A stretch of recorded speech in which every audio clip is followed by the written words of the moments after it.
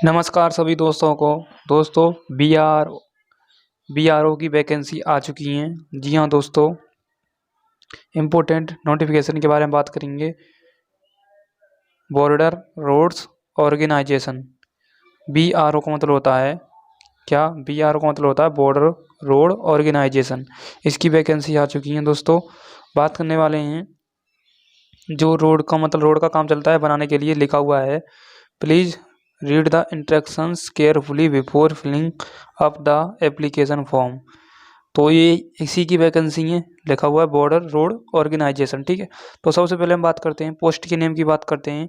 तो इसमें पोस्टेड की बात करें तो डॉटर्स मैन है, उसके बाद है आपकी सुपरवाइजर, उसके बाद टर्नर, उसके बाद मैकेनिस्ट, ड्राइवर मैकेनिकल ट्रांसपोर्ट, उसके बाद ड्राइवर रोड रोलर, उसके बाद ऑपरेटर एक्सिक्यूटिंग। तो इसकी टोटल पोस्ट कितनी है इसकी हम बात करते हैं। सबसे पहले ये इसके कास्ट के नेम है जो अलग अलग कास्टों में डिवाइड किया गया है वैकेंसियों को। तो आप इसको देख लेना, एक बार रीड कर लेना। ठीक है, क्या करने का, रीड कर लेना। ठीक है, तो बात करते हैं इसमें कितनी पोस्ट हैं। टोटल पोस्टें हैं आपकी 466 पोस्टें। कितनी है? 466, यानी 466। ठीक है, आगे बात करते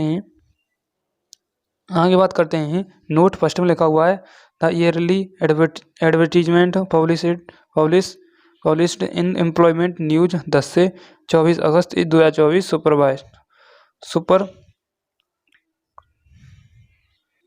सुपर्स एडिट।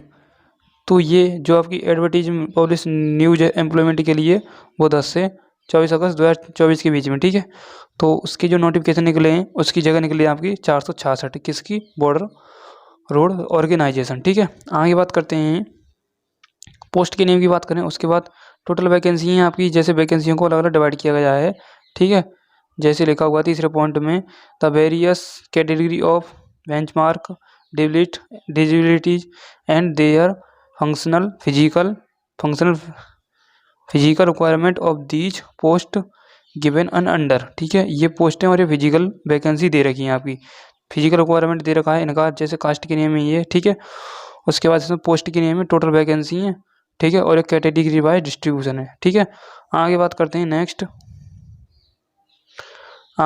हैं जो आपको फॉर्म अप्लाई होगा वो ये लिंक दे रखी है, इसी से आपको फॉर्म अपना अप्लाई करना है। लिखा हुआ है the candidate willing to apply form एवं post in the advice of refer in the detail बननी है आपकी, जो मांगे एलिजिबिलिटी क्राइटेरिया बनना है आपका। ठीक है, आगे बात करते हैं।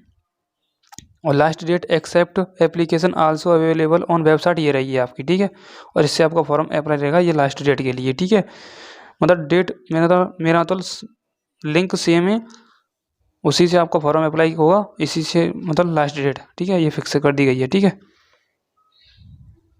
अब नेक्स्ट जनरल इंस्ट्रक्शंस पॉइंट हैं ये आपको रीड करने हैं। जैसे कैंडिडेट के बारे में लिखा हुआ है, वो candidate of citizen of India, a person of whose favour लिखा हुआ है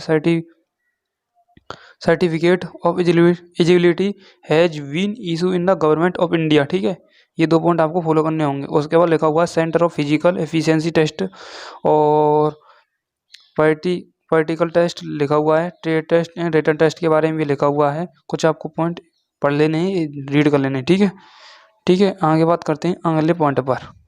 उसके बाद बात करते हैं एज लिमिट और रिलैक्सन की बात करते हैं, जो एज में मिलता है आपके। ठीक है, डॉटर्स मैन के लिए दे रखी है, सुपरवाइजर के लिए दे रखी है और टर्नर वालों के लिए दे रखी है। डॉटर की बात करूँ मैं, डॉटर्स मैन के लिए बात करूँ तो 18 से 27 के बीच में है, और सुपरवाइजर की बात करूँ तो 18 से 27 के बीच में। ठीक है, और एज रिलैक्सन दे रखा है, ये पॉइंट आपको पूरा पढ़ लेना है। ठीक है, टर्नर वालों के लिए बात करूँ तो 18 से 25 है, एज रिलैक्सन दे रखा है इसमें। उसके बाद मैकेनिस्ट की बात करूँ तो 18 से 27 है। उसके बाद आगे बात करूँ driver mechanical transport ordinary grade की बात करूँ मैं, ऑर्डिनरी ग्रेड की बात करूँ तो 18 से कितनी है? 27 है। ठीक है, और ड्राइवर रोलर ऑर्डिनरी ग्रेड की बात करूँ तो 18 से 27 है इसकी भी। ठीक है, उसके बाद ऑपरेटर की बात करूँ तो इसकी 18 से 27। ठीक है, उसके बाद आगे बात करूँ, आगे इसमें और कुछ है नहीं है। ठीक है, ये कैटेगरी है और ये एज रिलैक्सन है। जैसे ST में 5 ईयर का है, अदर बैकवर्ड में कितना है? 3 ईयर का है। ठीक है, OBC में। ठीक है, अदर बैकवर्ड क्लास। उसके बाद ये आगे डी पॉइंट डी पॉइंट और ई पॉइंट आपको आगे पढ़ लेना है, ये जो पूरी टेबल दे रखी है, ठीक है। ठीक है, देखो इसमें 10 का है, इसमें 5 का है, इसमें, ठीक है, जम्मू एंड कश्मीर में। उसके बाद पर्सन विद बेंचमार्क डिजिबिलिटीज में 10 ईयर का है, ठीक है। ये नोट पॉइंट है, नोट पॉइंट में सीधे सीधे लिखा हुआ है, सेकंड पॉइंट फर्स्ट पॉइंट में सीधे सीधे लिखा हुआ है no age relaxation is allow, यानी इन कैटेगरियों को क्या है, मतलब क्या एज रिलैक्सन अलाउ नहीं है, कैंडिडेट अप्लाइंग एगेंस्ट, ठीक है, अनरिजर्वेड वैकेंसी, यानी ये जो सदस्य हैं ये एगनिस्ट हैं किस इन वैकेंसियों के खिलाफ, ठीक है, लिखा हुआ है, सीधे सीधे लिखा हुआ है, एगनिस्ट मतलब होता है खिलाफ, ठीक है, और लिखा हुआ सीधे सीधे पहले भी लिखा हुआ है no age relaxation is allow, यानी इन जो कैंडिडेट हैं इनको एज रिलैक्सन में अनुमति नहीं है, ठीक है। उसके बाद सेकंड पॉइंट लिखा हुआ है, सेकंड पॉइंट में क्या लिखा हुआ है ये आप देख सकते हैं, closing of application date 45 day from date of publication of this advertisement employment news, ठीक है। और उसके बाद सेकंड पॉइंट है और थर्ड पॉइंट है, ये आपको रीड कर लेने। आगे बात करते हैं weightage for issue for call letters only, इसके बारे में आपको एक बार देख लेना है, ठीक है, ये पॉइंट भी देख लेने हैं। आगे बात करते हैं इंपॉर्टेंट पॉइंटों पर बात करते हैं, ठीक है। अब एप्लीकेशन फीस की मैं बात करूं तो एप्लीकेशन फीस दे रखी है, कैटेगरी दे रखी है और एप्लीकेशन फीस दे रखी है। जनरल कैंडिडेट की मैं बात करूं, ईडब्ल्यूएस की बात करूं तो 50 रुपये है, अदर बैकवर्ड यानी ओबीसी की बात करूं तो 50 रुपये है, ठीक है, और इसमें दे नहीं रखा है। आगे बात करूं how to apply form, application बिल भी फिल कर सकते हैं आप हिंदी और इंग्लिश ओनली, ठीक है, हिंदी और इंग्लिश में। आगे बात करें इम्पोर्टेंट पॉइंट पर बात करेंगे। बात करते हैं रिटन एग्जाम की, question paper will be answer blue and black ball point pen use करना है ओनली आपको, ठीक है, रिटन एग्जाम में ये लिखा हुआ सीधे सीधे। उसके बाद आगे बात करें, देखो ये इम्पोर्टेंट पॉइंट है, ये पॉइंट इम्पोर्टेंट है। उसके बाद फिजिकल एफिशिएंसी टेस्ट होगा आपका, उसके बाद ये होगा आपका प्रैक्टिकल ट्रेड टेस्ट होगा, उसके बाद एज एक्सपेंशन होगा आपका, ठीक है, फिजिकल एफिशिएंसी टेस्ट ये दे रखे हैं, प्रोसेस दे रखी है, ये आपको एक बार रीड कर लेने हैं, ओके। उसके बाद आपको मेडिकल भी होगा, क्या होगा, मेडिकल भी होगा, ठीक है, मेडिकल प्रोसेस भी होगी, ठीक है। उसके बाद इसमें दे रखी है आपकी पे स्केल दे रखी है, जैसे डॉक्टर्स मैन पे लेवल दे रखा है, उसके बाद सुपरवाइजर दे रखा है, टर्नर दे रखा है, मैकेनिस्ट ड्राइवर मैकेनिस्ट और डॉलर मेरा तो ड्राइवर रोड रोलर भी दे रखी है इसमें, यानी ये आपकी क्या, जैसे आपकी मैं बात करूँ डॉक्टर्स मैन की बात करूँ तो पे लेवल है 29,000 से 29,200 से 92,300 तक। इसकी है आपकी सुपरवाइजर की बात करूँ तो 25,000 से चालू 25,500 से 81,000 तक, ये आपकी मतलब पे लेवल दे रखी है, आपकी पे स्केल दे रखी है, ठीक है। ये मोड ऑफ सिलेक्शन है, ये भी आप तो पढ़ सकते हैं, इतना तो आप ज्ञान ही है, ठीक है।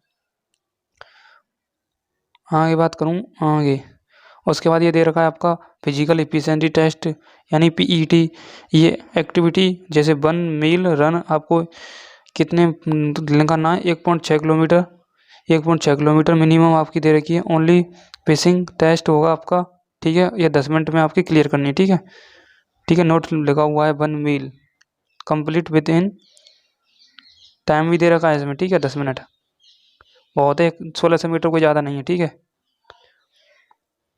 उसके बाद आपका दे रखा है फिजिकल स्टैंडर्ड दे रखा है, ये बिल्कुल इजी जैसे वेस्टर्न हिमालयन रीजन के लिए दे रखा है, रीजन के लिए ये स्टेट के नेम है, इनके लिए जो स्टेट है मिनिमम आपका हाइट इतनी होनी चाहिए 158 और मैक्सिमम वेट इतना होना चाहिए और चेस्ट एक्सपेंशन और इतना होना चाहिए 75 सेंटीमीटर होना चाहिए और एक्सपेंशन 5 सेंटीमीटर और होना चाहिए, ठीक है। जैसे ईस्टर्न हिमालय वेस्टर्न है, ये वेस्टर्न हिमालय, ईस्टर्न हिमालय है, ये वेस्ट प्लेन के रीजन की ईस्टर्न प्लेन की वाले उनके लिए मतलब ये टोटल स्टैंडर्ड दे रखा फिजिकल स्टैंडर्ड, ठीक है। इसको भी आप एक बार रीड करके देख सकते हैं, ठीक है। तो ये था कुछ इम्पोर्टेंट क्या आपके लिए। अब देखो ये भी दे रखा है एक, इसे भी पढ़ लो यार, कोई दिक्कत नहीं है, वैसे हमने पॉइंट पढ़ लिया, वो इसकी कोई दिक्कत नहीं है। और एक और बात बता दूं, 12th पास जॉब है, ठीक है, क्या है 10th और 12th पास जॉब है, ठीक है। देखो इसमें भी सिंगल पूरा लिखा हुआ है बॉर्डर के बारे में, बॉर्डर बीआरओ के बारे में, ठीक है। नोटिफिकेशन डेट 11 है, और एप्लीकेशन आपके 20 नवंबर से भरे जा रहे हैं। लास्ट डेट है आपकी 30 दिसंबर, ठीक है, ये भी दे रखे हैं, ठीक है। उसके बाद एज लिमिट भी मैंने बताई दी है आपको। वैकेंसी डिटेल 466 है, मैंने बताई दी है आपकी। जनरल में इतनी है, EWS में, OBC में, SC ST में इतनी है, ठीक है, ये भी बता दी मैंने आपको। उसके बाद वैकेंसी के बारे में बताई दी आपको, ठीक है।